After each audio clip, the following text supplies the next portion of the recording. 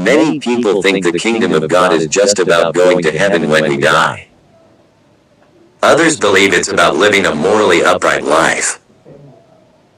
But the truth is, these views are only scratching the surface of what Jesus really meant by the kingdom of God. For centuries, we've been taught that the kingdom of God is all about escaping this world and getting to the next one. But what if I told you that Jesus had a very different vision in mind? The kingdom of God is often seen as some distant, future reality, but what if it's actually already here, all around us? What if it's not just about escaping the world, but about transforming it? These are questions that have puzzled scholars and theologians for centuries, and yet, the answer lies right in front of us, in the teachings of Jesus. Jesus taught that the kingdom of God is not just some abstract concept, but a tangible, concrete reality that we can experience right here, right now. He taught that it's a kingdom of love, of compassion, of justice, and of mercy. And he showed us what it looks like in practice, through his own life and teachings. One of the most powerful parables Jesus told is the parable of the mustard seed. It's a story about how even the smallest, most insignificant thing can grow into something incredible, all because of the power of the kingdom of God. And that's exactly what Jesus did. He took the smallest, most marginalized people of his time and showed them that they could be part of something much bigger than themselves. Jesus' teachings about the kingdom of God are revolutionary because they turn everything we thought we knew about power and authority on its head. In the kingdom of God, the last are first, the weak are strong, and the poor are rich. It's a kingdom that's not about dominating others, but about serving them. And that's what makes it so shocking, so countercultural, and so utterly transformative. But there's one insight that Jesus shared about the kingdom of God that's perhaps the most shocking of all. Are you ready for it? The kingdom of God is not just about what we do, but about who we are. It's not about following rules or doing good deeds, but about becoming a new kind of person. A person who is humble, gentle, and loving. A person who is willing to give up their own life for the sake of others. This is not just some abstract theological concept. This is a lived reality that can transform our lives and the world around us. This is what Jesus meant by the kingdom of God, and this is what can change everything.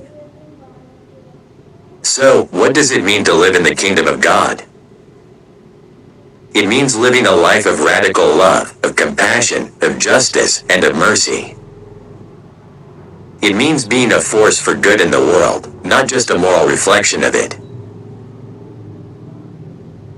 And it means becoming the kind of person who can change the world, one small act of kindness at a time. Jesus' teachings are filled with references to the kingdom of God, a concept that's both fascinating and mysterious. It's a central theme that runs through many of his parables and sermons, and yet, it remains one of the most misunderstood aspects of his message. One of the main reasons the kingdom of God is so widely misunderstood is because many people think it's all about heaven, or some futuristic utopia.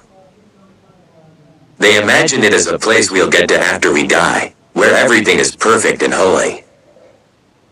But that's not exactly what Jesus was talking about. In fact, he was very clear that the kingdom of God is not just some future event, but a present reality that's available to us right here, right now.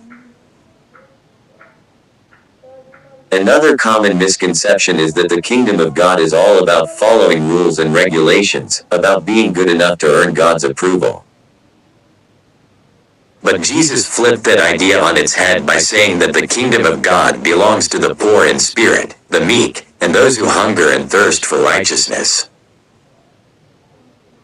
It's not about being good enough.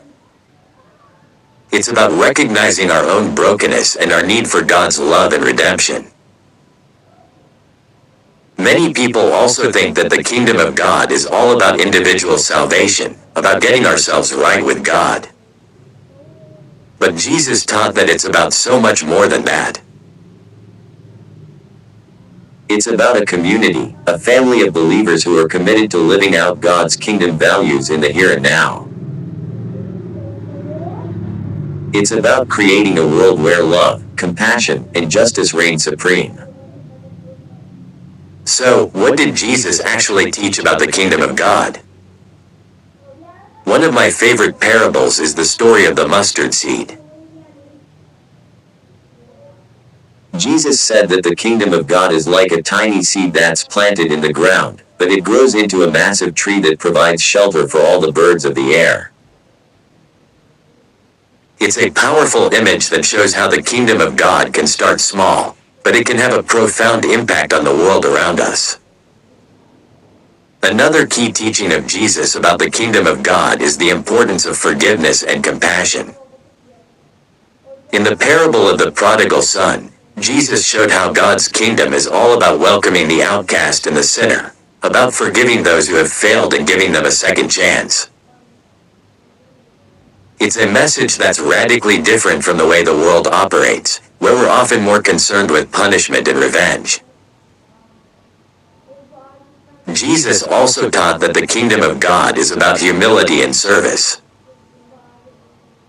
In the parable of the Pharisee and the tax collector, Jesus showed how the person who exalts themselves will be humbled, but the one who humbles themselves will be exalted. It's a powerful reminder that true greatness in God's kingdom is not about seeking power or status, but about serving others and putting their needs before our own. But there's one insight that Jesus shared about the kingdom of God that's perhaps the most shocking of all.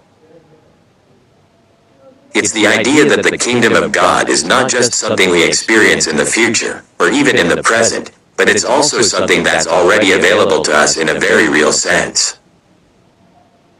Jesus said that the kingdom of God is within us, that it's a spiritual reality that's available to us right now, if we're willing to seek it out. This teaching has profound implications for our daily lives. It means that we don't have to wait until we die to experience the kingdom of God. We can experience it right now, in the midst of our struggles and our doubts. It means that we don't have to be controlled by our fears and our anxieties. We can be controlled by the love and the power of God's kingdom. The kingdom of God is a revolutionary idea that has the power to transform our lives and our world. It's an idea that challenges us to think differently about God, about ourselves, and about our place in the world. It's an idea that invites us to live in a new way, a way that's characterized by love, compassion, and service to others. So, what did we learn today about the kingdom of God? We learned that it's not just some future event, but a present reality that's available to us right now. We learned that it's not just about individual salvation, but about creating a community that's committed to living out God's kingdom values. And we learned that it's not just about following rules and regulations, but about experiencing the love and the power of God's kingdom in our daily lives. Thanks for joining me on this journey into the secrets of the kingdom of God.